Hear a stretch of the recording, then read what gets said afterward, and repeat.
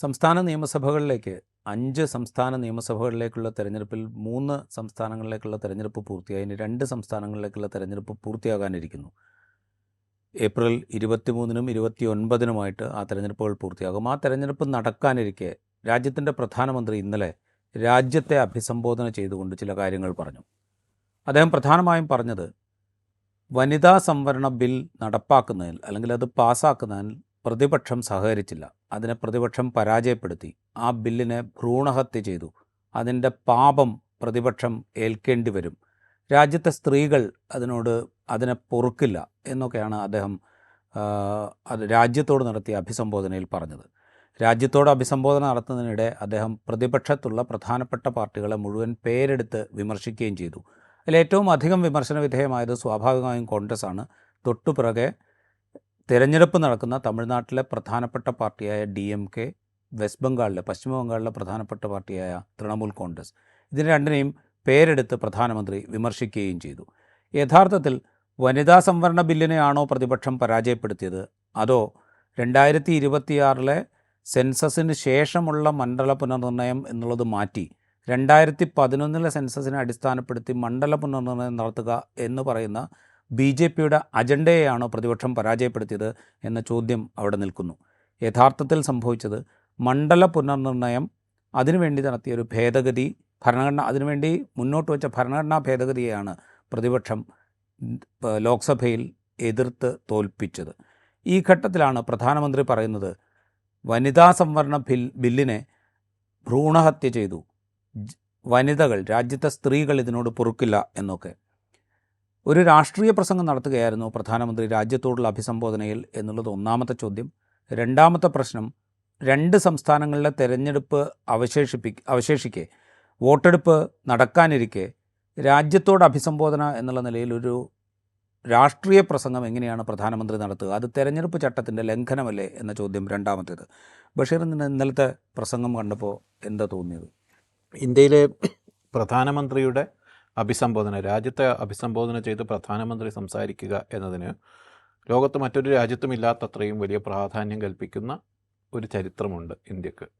ഒന്ന്, ഇന്ത്യയുടെ സ്വാതന്ത്ര്യം പ്രഖ്യാപിക്കപ്പെട്ടതിന് അങ്ങനെ ഒരു ചരിത്രമുണ്ട്. മഹാത്മാഗാന്ധിയുടെ വധം രാജ്യത്തെ അറിയിക്കപ്പെട്ടതിന് അങ്ങനെ ഒരു ചരിത്രമുണ്ട്. ഇന്ദിരാഗാന്ധിയുടെ വധം, അടിയന്തരാവസ്ഥ, അങ്ങനെ പല ഘട്ടങ്ങളിൽ പ്രധാനമന്ത്രിമാർ രാജ്യത്തെ അഭിസംബോധന ചെയ്തിട്ടുണ്ട്.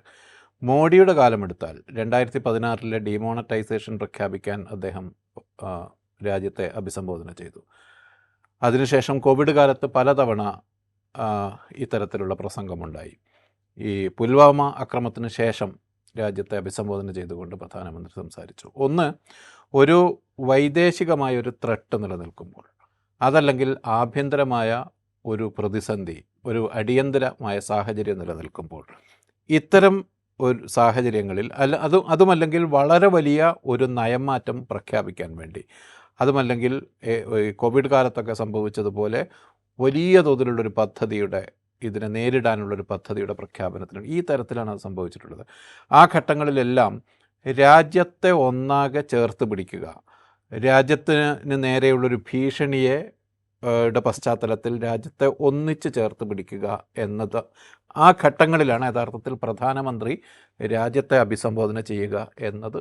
ഇന്ത്യയുടെ ഒരു കീഴ്വഴക്കം അങ്ങനെയാണ് മുൻ പ്രധാനമന്ത്രിമാർ ചെയ്തത്. മോദി തന്നെയും അങ്ങനെയാണ് ചെയ്തത്.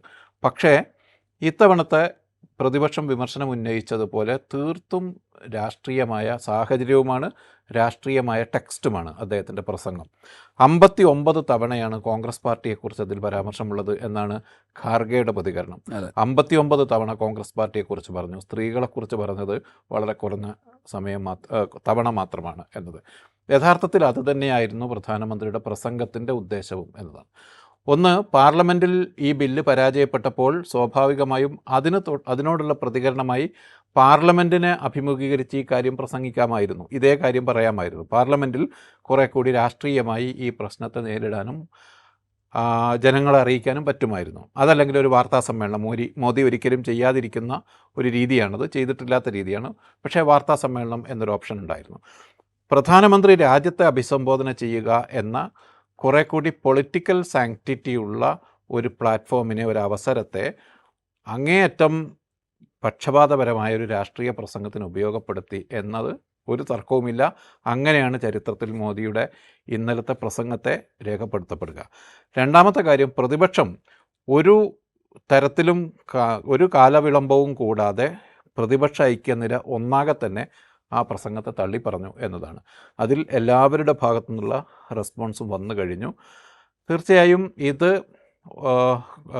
ജയറാം രമേശ് പറഞ്ഞതുപോലെ ഒരു ഡിസ്ട്രസ് അഡ്രസ് എന്നാണ് ജയറാം രമേശ് അതിനെ വിശേഷിപ്പിച്ചത്.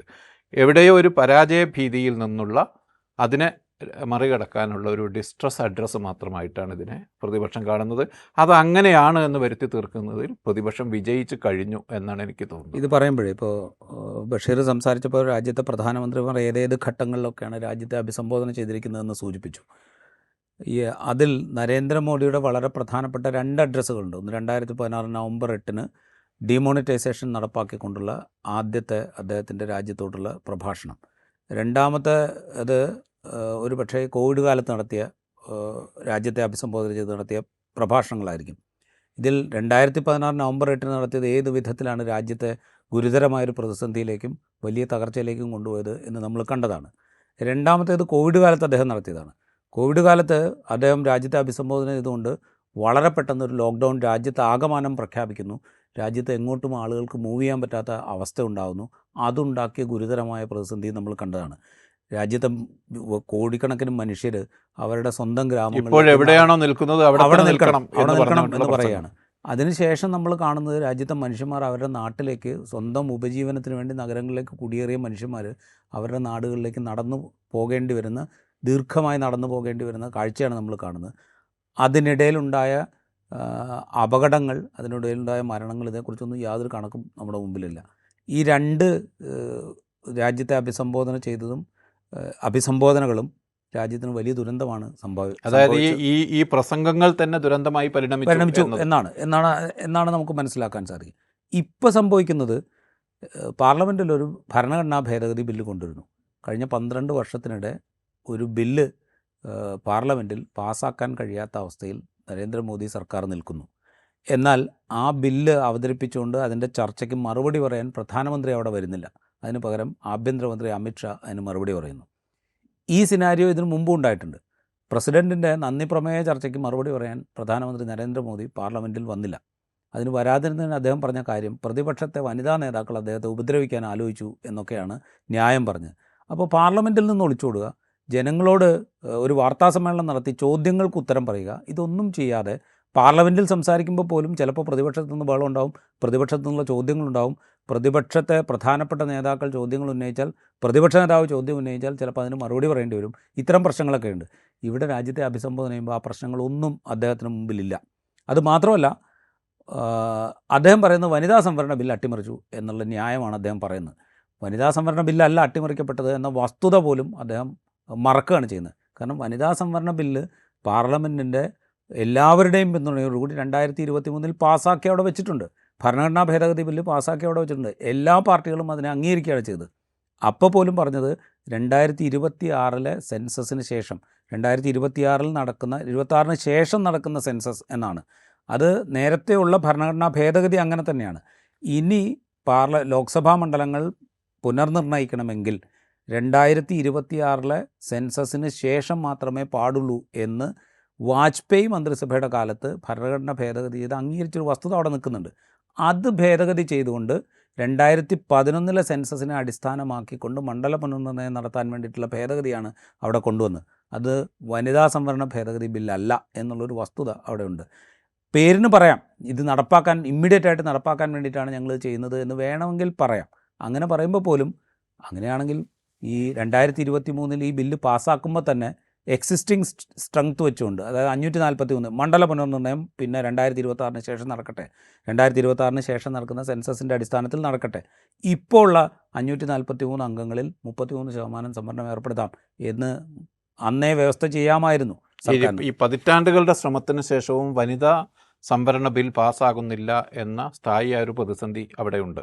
അതിലെല്ലാ രാഷ്ട്രീയ പാർട്ടികളും പങ്കാളികളുമായിരുന്നു. അതായത് ഹിസ്റ്റോറിക്കലായി ആ പോളിസിയെ പുഷ് ചെയ്ത് അതൊരിക്കലും നടപ്പാക്കാത്ത വിധത്തിൽ മുന്നോട്ട് കൊണ്ടുപോകുന്നതിൽ ഇന്ത്യയിലെ രാഷ്ട്രീയ പാർട്ടികൾ ഒന്നാകെ, അതിൽ BJP ആയിരുന്നു ഏറ്റവും മുമ്പിൽ. വനിതാ സംവരണത്തെ അട്ടിമറിക്കുന്നതിൽ BJP ആയിരുന്നു ഏറ്റവും മുമ്പിലുണ്ടായിരുന്നത്. ഇന്നലെ പ്രധാനമന്ത്രി നടത്തിയ പ്രസംഗത്തിലെ ഒരു സെൻറ്റൻസ് സാങ്ക്ടിഫൈഡ് ആണ്. ഒരു സെൻറ്റൻസിന് ഒരു പ്രധാനമന്ത്രിയുടെ രാഷ്ട്രത്തിലുള്ള അഭിസംബോധനയുടെ ബലമുണ്ട്. അത് ഈ വനിതാ സംവരണം എന്നത് നടപ്പാക്കാത്തതിൽ രാജ്യത്തെ സ്ത്രീകളോട് മാപ്പ് പറയുന്നു എന്നൊരു സെൻറ്റൻസ് ഉണ്ട്. അത്രയും മാത്രമേ അതൊരു സാങ്ക്ടിഫൈഡായ സെൻറ്റൻസ് അതിലുള്ളൂ. പക്ഷേ അതിനെല്ലാവരും ഉത്തരവാദികളാണ്. BJP ആണ് അതിൽ ഏറ്റവും മുന്നിൽ നിന്ന് കളിച്ചത്. യഥാർത്ഥത്തിൽ അത്തരത്തിലുള്ള ഒരു പൊളിറ്റിക്കൽ എർജ്, ഒരു റിസോൾവിൻ്റെ അടിസ്ഥാനത്തിലാണ് ഇത് നടപ്പാകുന്നത്, ഈ നീക്കം നടക്കുന്നതെങ്കിൽ സ്വാഭാവികമായും 5 സംസ്ഥാനങ്ങളിലെ തെരഞ്ഞെടുപ്പ് പ്രഖ്യാപിക്കപ്പെട്ട ആ പ്രോസസ്സാണുള്ളത്. ഇതിന് തൊട്ട് മുമ്പാണ് അതിൻ്റെ സ്ഥാനാർത്ഥി നിർണയം എന്ന് പറയുന്നത്. ഈ 5 സംസ്ഥാനങ്ങളിലെ സ്ഥാനാർത്ഥികളുടെ ലിസ്റ്റ് എടുത്താൽ നമുക്ക് മനസ്സിലാകും, കേരളം ഉൾപ്പെടെ, ബംഗാൾ ഉൾപ്പെടെ. ബംഗാളിൽ മമതാ ബാനർജി മാത്രമാണ് ഏതാണ്ട് സ്ത്രീ സംവരണത്തോട് നീതി പുലർത്തുന്ന വിധത്തിൽ, അല്ലെങ്കിൽ സ്ത്രീ പ്രാതിനിധ്യത്തോട് നീതി പുലർത്തുന്ന വിധത്തിൽ വനിതാ സ്ഥാനാർത്ഥികളെ, അത് വനിതകൾക്ക് വേണ്ടി മാത്രമല്ല എല്ലാ ജനവിഭാഗങ്ങൾക്കും ഏതാണ്ട് ജനസംഖ്യാനുപാതത്തോട് അടുത്തോ അതിനോട് ചേർന്ന് നിൽക്കുന്ന വിധത്തിൽ സ്ഥാനാർത്ഥികളെ നിർണ്ണയിക്കുന്നതിൽ ഒരു ശ്രദ്ധ പുലർത്തിയത് ബംഗാളിൽ മമതാ ബാനർജി മാത്രമാണ്. മറ്റൊരിടത്തും ഒരു രാഷ്ട്രീയ പാർട്ടിയും പുലർത്തിയിട്ടില്ല. BJPയുടെ സ്ഥാനാർത്ഥി പട്ടിക എടുത്താൽ ഇത്തരത്തിലുള്ളൊരു പൊളിറ്റിക്കൽ റിസോൾവ് ആ സ്ഥാനാർത്ഥി പട്ടികയിൽ ഒരിടത്തും പ്രതിഫലിക്കുന്നില്ല. അപ്പോൾ ആ ഒരു സെൻറ്റൻസിന് സാങ്ക്ടിറ്റി ഉണ്ട്, രാജ്യത്തോട് മാപ്പ് പറയുന്നു. ആ സെൻറ്റൻസിന് സാങ്ക്ടിറ്റി ഉണ്ട് എന്ന് പറയുമ്പോൾ പോലും അതും ക്വസ്റ്റ്യനബിൾ ആണ് എന്നാണ് എനിക്ക് തോന്നുന്നത്. ആ സെൻറ്റൻസിന് എങ്ങനെയാണ് സാങ്ക്ടിറ്റി വരിക? രാജ്യത്തിൻ്റെ പ്രധാനമന്ത്രി വന്നിട്ട് നിങ്ങളോട് വനിതാ സംവരണം നടപ്പാക്കുന്നതിൽ ഞങ്ങൾ പരാജയപ്പെട്ടിരിക്കുന്നു എന്ന് പറയുമ്പോൾ അതിന് സാങ്ക്ടിറ്റി വേണമെങ്കിൽ അത് നടപ്പാക്കണം എന്ന ഉദ്ദേശശുദ്ധിയോ അത് നടപ്പാക്കാനുള്ള പൊളിറ്റിക്കൽ വില്ലോ കാണിക്കണം. അത് മാത്രമല്ല പരാജയപ്പെട്ട് കഴിഞ്ഞാൽ ഇനി അങ്ങോട്ടുള്ള റോഡ് മാപ്പ് എന്താണ് എന്നുകൂടി. അതായിരുന്നു ഇപ്പോൾ ഇന്ന് ഇന്ത്യൻ എക്സ്പ്രസിൻ്റെ മറ്റേ എഡിറ്റോറിയലിൽ തുടർന്ന് എന്താണ് ഇതിൽ പകരം ചെയ്യാൻ പോകുന്നത് എന്നതിനെക്കുറിച്ച് ഒരു സൂചന പോലും നൽകാതെയാണ് പ്രസംഗം അവസാനിക്കുന്നത്. അതില്ല എന്നുള്ളതൊരു വസ്തുത. ഒരുപക്ഷെ 2023 പാസ്സാക്കിയ നിയമം അനുസരിച്ച്, ഭരണഘടനാ ഭേദഗതി അനുസരിച്ച് ഇപ്പോൾ ആരംഭിക്കുന്ന സെൻസസ് കഴിഞ്ഞതിന് ശേഷം മണ്ഡല പുനർനിർണ്ണയം, അതിനുശേഷം വനിതാ സംവരണം, അതായിരിക്കും അതിൻ്റെ റോഡ് മാപ്പ് എന്ന് നമ്മൾ വിശ്വസിക്കുക. എങ്കിൽ പോലും ഈ രാജ്യത്തെ സ്ത്രീകളോട് ഞാൻ മാപ്പ് ചോദിക്കുന്നു എന്ന് പറയുന്നതിൽ പോലും ആത്മാർത്ഥതയുണ്ട് എന്ന് നമുക്ക് കണക്കാക്കാൻ പറ്റില്ല. കാരണം വെച്ച് കഴിഞ്ഞാൽ, ഒന്ന്, BJPയുടെ ചരിത്രം മുഴുവൻ വനിതാ സംവരണ ബില്ല് പാർലമെൻറ്റിൽ വന്നപ്പോഴൊക്കെ മുൻകാലത്ത് അതിനെ എതിർത്ത പാർട്ടിയാണ് BJP. പിന്നെ 2023-ൽ 2024 ലോക്സഭാ തെരഞ്ഞെടുപ്പ് മാത്രം ലക്ഷ്യമിട്ടുകൊണ്ട് ഈ ബില്ല് പാസ്സാക്കിയതിന് ശേഷം 2024 ലോക്സഭാ തെരഞ്ഞെടുപ്പിൽ BJPയുടെ സ്ഥാനാർത്ഥി പട്ടിക നിശ്ചയിച്ചപ്പോൾ 33% സംവരണം വേണ്ട, അർഹമായ ഒരു പ്രാതിനിധ്യമെങ്കിലും സ്ത്രീകൾക്ക് കൊടുക്കാമല്ലോ. നരേന്ദ്രമോദി സർക്കാർ 3ാമത് മന്ത്രിസഭയുണ്ടാക്കി. ആ മന്ത്രിസഭയിൽ 72 അംഗങ്ങൾ മന്ത്രിസഭയിൽ ഉണ്ടാകുമ്പോൾ 7 പേര് മാത്രമേ ഉള്ളൂ വനിതകളായിട്ട്. അതിൽ പോലും പരിഗണനയില്ല. അതിനുശേഷം ഇപ്പോൾ ബഷീർ പറഞ്ഞ ഈ 5 സംസ്ഥാന നിയമസഭാ തെരഞ്ഞെടുപ്പുകൾ നടക്കുന്നു, ഞങ്ങളിതാ വനിതാ സംവരണം നടപ്പാക്കാൻ പോകുന്നു എന്ന് പ്രഖ്യാപിക്കുന്ന പ്രധാനമന്ത്രിക്ക് അദ്ദേഹം അധ്യക്ഷനായ പാർലമെൻ്ററി ബോർഡാണല്ലോ സ്ഥാനാർത്ഥികളെ നിശ്ചയിക്കുന്നത് BJPയുടെ. കേരളത്തിലോ തമിഴ്നാട്ടിലോ പുതുച്ചേരിയിലോ അസമിലോ ബംഗാളിലോ എവിടെയെങ്കിലും 33% പോട്ടെ, ഒരു 20% സംവരണമെങ്കിലും സ്ത്രീകൾക്ക് കൊടുത്തിട്ടില്ല. ആ റിസോൾവ് കാണിക്കാത്ത ഒരാൾ വന്നിട്ട് ഞാനിതാ പ്രതിപക്ഷം ഇത് പാസ്സാക്കാത്തതുകൊണ്ട് ഞാൻ രാജ്യത്തോട് മാപ്പ് ചോദിക്കുന്നു എന്ന് പറയുന്നത് സത്യം പറഞ്ഞാൽ എല്ലാ പാർട്ടികൾക്കും ബാധകമല്ലാത്ത വിധത്തിൽ സ്ഥാനാർത്ഥികളുടെ വനിതാ സംവരണം നടപ്പിലാക്കിയാൽ ചിലപ്പോൾ സ്ട്രാറ്റജിക്കലി പ്രശ്നമുണ്ടാകുമായിരിക്കും. അതുകൊണ്ട് ഒരു നിയമത്തിൻ്റെ അടിസ്ഥാനത്തിൽ മാത്രം അത് നടപ്പാക്കുമ്പോൾ മാത്രമേ അത്രയും പ്രധാനപ്പെട്ട ഒരു പോളിസി ചേഞ്ച് സാധ്യതയുള്ളൂ. പക്ഷേ എൻ്റെ ഒരു സംശയം, ഇനിയുള്ള 2 ഫേസസ് ഉണ്ടല്ലോ തെരഞ്ഞെടുപ്പിൽ, ഈ 5 സംസ്ഥാനങ്ങളിൽ 2 എണ്ണം ബാക്കിയുള്ള, ഏതെങ്കിലും തരത്തിൽ ഈ ബില്ലിൻ്റെ അവതരണവും അത് പാസ്സാകാതിരുന്ന സാഹചര്യവും അതിന് പ്രതിപക്ഷം സഹകരിച്ചില്ല എന്ന മോഡിയുടെ ആക്ഷേപവും ഏതെങ്കിലും തരത്തിൽ വോട്ടിങ്ങിനെ ബാധിക്കുമോ? അല്ല, അത് വോട്ടിങ്ങിനെ സ്വാധീനിക്കാൻ ഉദ്ദേശിച്ചിട്ടാണ് ഇന്നലത്തെ പ്രസംഗം. അതായത് ഞാൻ സ്ത്രീകളോട് മാപ്പ് ചോദിക്കുന്നു എന്ന് പറയുന്നത് വനിതാ സംവരണ ബില്ലിനെ ഭ്രൂണഹത്യ ചെയ്തു എന്ന പ്രയോഗം. കാരണം ഈ ഭ്രൂണഹത്യ എന്നുള്ള പ്രയോഗം പോലും വളരെ ഡയറക്റ്റ്ലി ഒരു വുമൻ സെൻറ്റിമെൻസിനെ അഡ്രസ്സ് ചെയ്യാൻ വേണ്ടിയിട്ടാണ് അത് ഉപയോഗിക്കുന്നത്. പാപം ചെയ്തു പ്രതിപക്ഷം, ഈ പാപത്തിന് നിങ്ങൾ പിഴയൊടുക്കേണ്ടി വരും. ഇതൊക്കെ ആളുകളെ ഇമോഷണലി അറ്റാച്ച് ചെയ്യാൻ പാകത്തിനുള്ള വാക്കുകളാണ് അദ്ദേഹം ഉപയോഗിക്കുന്നത്. അതിനുവേണ്ടി മാത്രമായിരുന്നു ഇന്നലത്തെ പ്രസംഗം, പ്രത്യേകിച്ച് തമിഴ്നാട്ടിലും ബംഗാളിലും. ഒരുപക്ഷെ തമിഴ്നാട്ടിൽ തമിഴ്നാട് വലിയ ലക്ഷ്യമായിക്കൊള്ളണമെന്നില്ല. പക്ഷേ ബംഗാൾ ഡെഫിനറ്റ്ലി ഒരു വലിയ ലക്ഷ്യമാണ്. കാരണം ബംഗാളിൽ വനിതകളുടെ വലിയ പിന്തുണ മമതാ ബാനർജി സർക്കാരിനുണ്ട് എന്ന് നരേന്ദ്രമോദി സർക്കാരിനറിയാം, BJPക്ക് അറിയാം. കഴിഞ്ഞ നിയമസഭാ തെരഞ്ഞെടുപ്പിൽ മമത അധികാരത്തിൽ വലിയ ഭൂരിപക്ഷത്തോടുകൂടി മുൻപില്ലാത്ത വിധത്തിലുള്ള സീറ്റുകൾ നേടിക്കൊണ്ട് അധികാരത്തിലേക്ക് തിരിച്ചു വന്നതിൻ്റെ പ്രധാനപ്പെട്ട കാരണങ്ങളിൽ ഒന്ന് വനിതകളുടെ ക്ഷേമവുമായി ബന്ധപ്പെട്ട് നടപ്പാക്കിയ പദ്ധതികളായിരുന്നു എന്നുള്ള ഫാക്റ്റ് അവിടെയുണ്ട്. സ്ത്രീക്ഷേമത്തിന് അവർ നടപ്പാക്കിയിരിക്കുന്ന പദ്ധതികൾ അവിടെയുണ്ട്. അതേസമയം തന്നെ ഈ ടേമിൽ വനിതകൾക്ക് നേരെ പശ്ചിമ ബംഗാളിൽ നടന്ന 1-2 വലിയ അതിക്രമങ്ങൾ, അത് വലിയ അതിക്രമങ്ങൾ തന്നെ, സംശയമൊന്നുമില്ല. പക്ഷേ അതിന് സർക്കാർ നേരിട്ട് ഉത്തരവാദിയാണോ എന്ന് ചോദിച്ചാൽ നമുക്ക് ഉത്തരവാദിയാണെന്ന് പറയാൻ പറ്റില്ല. പക്ഷേ എങ്കിൽ പോലും അവിടെ RG കർ മെഡിക്കൽ കോളേജിലെ ഒരു യുവ ഡോക്ടർ റേപ്പ് ചെയ്ത് കൊല്ലപ്പെടുന്നു. അതുപോലെയുള്ള വലിയ ഹീനിയസ് ആയിട്ടുള്ള ക്രൈം അവിടെ നടന്നിട്ടുണ്ട്. ഇതിനെ ഉപയോഗപ്പെടുത്താൻ BJP വലിയ തോതിലുള്ള ശ്രമം നടക്കുന്നുണ്ട്. അതിനെ ഉപയോഗപ്പെടുത്തി വനിതകളുടെ അല്ലെങ്കിൽ സ്ത്രീകളുടെ ഒരു പിന്തുണ ആർജിച്ചെടുക്കാൻ BJP വലിയ തോതിൽ ശ്രമം നടത്തുന്നുണ്ട്. അതിനൊരു ബലം കൂടി കൊടുക്കാൻ പാകത്തിലാണ് സത്യം പറഞ്ഞാൽ ഇന്നലത്തെ പ്രസംഗം നരേന്ദ്രമോദി നടത്തിയിരിക്കുന്നത്. പക്ഷേ ഇത് ചെയ്യുമ്പോൾ ഇപ്പോൾ നേരത്തെ ബഷീർ സൂചിപ്പിച്ച പോലെ 291 സീറ്റുണ്ട് പശ്ചിമ ബംഗാൾ നിയമസഭയിൽ. അതിൽ മമതാ ബാനർജിയുടെ തൃണമൂൽ കോൺഗ്രസ് 55 സീറ്റിൽ വനിതകളെ സ്ഥാനാർത്ഥിയാക്കുമ്പോൾ BJP 33 സീറ്റിൽ മാത്രമേ അവിടെ വനിതകളെ സ്ഥാനാർത്ഥിയാക്കിയിട്ടുള്ളൂ. ഒരു ലെവൽ പ്ലേയിങ് ഫീൽഡിൻ്റെ കാര്യം ബഷീർ സൂചിപ്പിച്ചല്ലോ. ഒരു നിയമ ഭേദഗതി ഉണ്ടെങ്കിൽ മാത്രമേ ഒരു ലെവൽ പ്ലേയിങ് ഫീൽഡ് ഉണ്ടാവുന്നു. അപ്പുറത്ത് TMCക്ക് 55 സ്ഥാനാർത്ഥികളെ നിർത്താമെങ്കിൽ BJPക്ക് 33 പേരെ മാത്രമേ ഇപ്പോഴും വനിതകളെ സ്ഥാനാർത്ഥികളാക്കി നിർത്താനുള്ള രാഷ്ട്രീയ ഇച്ഛാശക്തിയുള്ളൂ. ഈ ഫാക്റ്റ് അവിടെയുണ്ട്. ഇത് മുമ്പിൽ നിൽക്കെ ഇതൊരു എന്താ പറയുക, പ്രധാനമന്ത്രിയുടെ പ്രസംഗം ഞാൻ മാപ്പി വയ്ക്കുന്നു എന്നൊക്കെ പറയുന്നത് ഒരു തെരഞ്ഞെടുപ്പിൽ വനിതകളെ സ്വാധീനിക്കാൻ മാത്രമുള്ളൊരു സംഗതിയായി മാറും എന്ന് ഞാൻ വിചാരിക്കുന്നില്ല. അതിന് വേറൊരു കാരണം കൂടിയുണ്ട്. 2024 ലോക്സഭാ തെരഞ്ഞെടുപ്പ് ലക്ഷ്യമിട്ടാണ് 2023 അവസാനം ഈ വനിതാ സംവരണ ബില്ല് ലോക്സഭയിലും രാജ്യസഭയിലും പാസ്സാക്കിയെടുക്കുന്നത്, ഭരണഘടനാ ഭേദഗതിയിലൂടെ പാസ്സാക്കിയെടുക്കുന്നത്. അപ്പോൾ വിചാരിച്ചത് എന്താ, 400 സീറ്റിലധികം നേടി BJP ഒറ്റയ്ക്ക് അധികാരത്തിലെത്തുക എന്ന് പറയുന്ന ലക്ഷ്യത്തിലേക്ക് ഈ വനിതാ സംവരണ ബില്ല് വഴി സ്ത്രീകളുടെ വലിയ പിന്തുണ കിട്ടും എന്നാണ് പ്രതീക്ഷിച്ചത്. പക്ഷേ റിസൾട്ട് വന്നപ്പോൾ നമ്മൾ എന്താ കണ്ടത്? BJP 240 സീറ്റിലേക്ക് ചുരുങ്ങുന്ന കാഴ്ചയാണ് നമ്മൾ. ഒറ്റയ്ക്ക് ഭൂരിപക്ഷമില്ലാത്ത അവസ്ഥയിലേക്ക് BJP ചുരുങ്ങുന്ന കാഴ്ച. ഈ ഡീലിമിറ്റേഷനെയും വനിതാ സംവരണ ബില്ലിനെയും കൂട്ടിക്കെട്ടുക എന്നതുകൊണ്ട് ഉദ്ദേശിച്ചത് പ്രതിപക്ഷത്തെ ഐക്യം ചിതറിപ്പോകും, അതുവഴി ഡീലിമിറ്റേഷൻ എന്നത് പാസ്സായി കിട്ടും എന്നായിരിക്കും.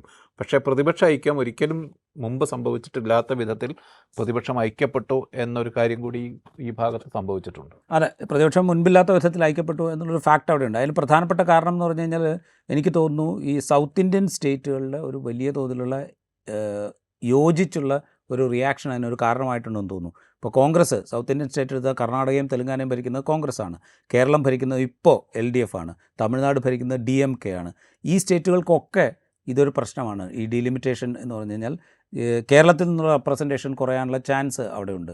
തമിഴ്നാടിന് അർഹമായൊരു പൊളിറ്റിക്കൽ പ്രാതിനിധ്യം പുതിയ ഡീലിമിറ്റേഷന് ശേഷമുള്ള പാർലമെൻറ്റിൽ ഉണ്ടാകുമോ എന്ന സന്ദേഹം അവർക്കുണ്ട്. അപ്പോൾ സൗത്ത് ഇന്ത്യൻ സ്റ്റേറ്റുകളിൽ നിന്നുണ്ടായ ഒരു വലിയ യോജിച്ചിട്ടുള്ള ഒരു മൂവ്മെൻറ്റ് അവിടെയുണ്ട്. അതുകൂടെ ഒരു പക്ഷേ ഈ പറയുന്ന പ്രതിപക്ഷത്തിൻ്റെ ഐക്യത്തിന് കാരണമായിട്ടുണ്ടാകും. SPയും TMCക്കും ഇതേ പ്രശ്നം അവിടെയുണ്ട്. SPയെ സംബന്ധിച്ച് SP വനിതാ സംവരണ ബിൽ അവതരിപ്പിച്ച കാലത്തൊക്കെ വനിതാ സംവരണ ബില്ലിൻ്റെ ഉള്ളിൽ സംവരണം എന്നുള്ള ഡിമാൻഡ് കാലങ്ങളായി പിന്നോക്ക സംവരണം വേണം, മുസ്ലിം സ്ത്രീകൾക്ക് സംവരണം വേണം, ഇത്തരം കാര്യങ്ങളൊക്കെ SP നേരത്തെ ഉന്നയിച്ചിട്ടുണ്ട്. ആ ആവശ്യം ഇപ്പോഴും SP ഉന്നയിക്കുന്നുണ്ട്. അപ്പോൾ ഇത്തരം കാരണങ്ങളാൽ ഒരു കോമൺ കോസ് എന്നുള്ള നിലയിൽ പ്രതിപക്ഷത്തിൻ്റെ ഒരു ഇതുവരെ ഇല്ലാത്ത വിധത്തിലുള്ള ഒരു ഐക്യം നമ്മൾ കാണുകയാണ് ലോക്സഭയിൽ ചെയ്ത്.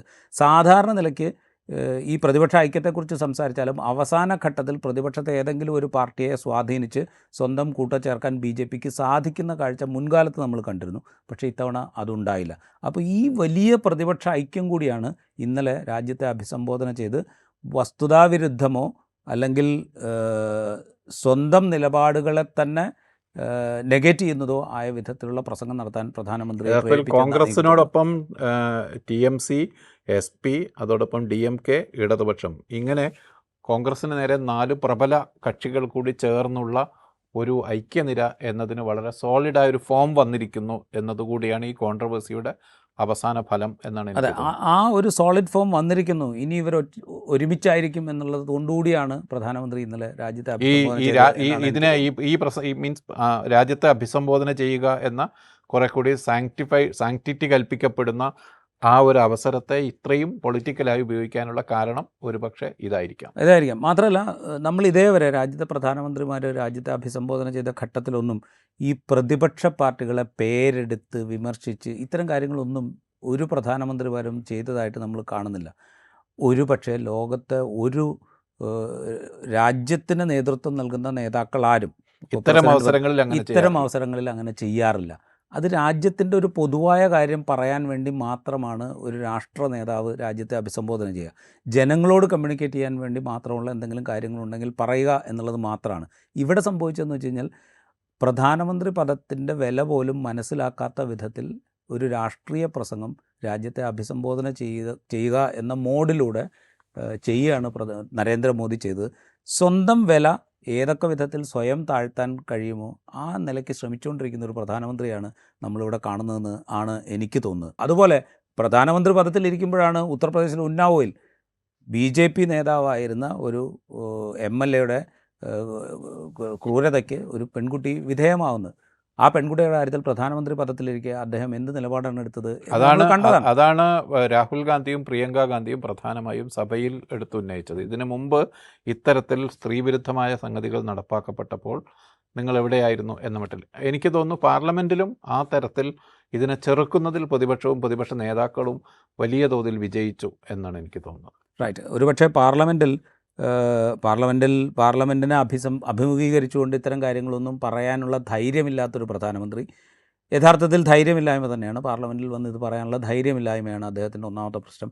രണ്ടാമത്തെ പ്രശ്നം, ഒരു ചോദ്യവും തിരിച്ചു വരാത്ത ഒരു പ്രഭാഷണത്തിന് മാത്രം മുതിരുന്ന നാഷണൽ ബ്രോഡ്കാസ്റ്ററിന് അതിനുവേണ്ടി ദുരുപയോഗം ചെയ്യുന്നു. അതും ഒരു തെരഞ്ഞെടുപ്പ് മുന്നിൽ നിൽക്കെ രണ്ട് പ്രധാനപ്പെട്ട സംസ്ഥാനങ്ങളിലെ തെരഞ്ഞെടുപ്പ് വോട്ടെടുപ്പിന് ദിവസങ്ങൾ മാത്രം ശേഷിക്കെ ഒരു ഔദ്യോഗിക സംവിധാനത്തെ ദുരുപയോഗം ചെയ്യുന്ന പ്രധാനമന്ത്രി എന്ന അവസ്ഥയിലേക്ക് പ്രധാനമന്ത്രി നരേന്ദ്രമോദി മാറിയിരിക്കുന്നു എന്ന് നമുക്ക് സംശയമില്ലാതെ പറയാൻ സാധിക്കും.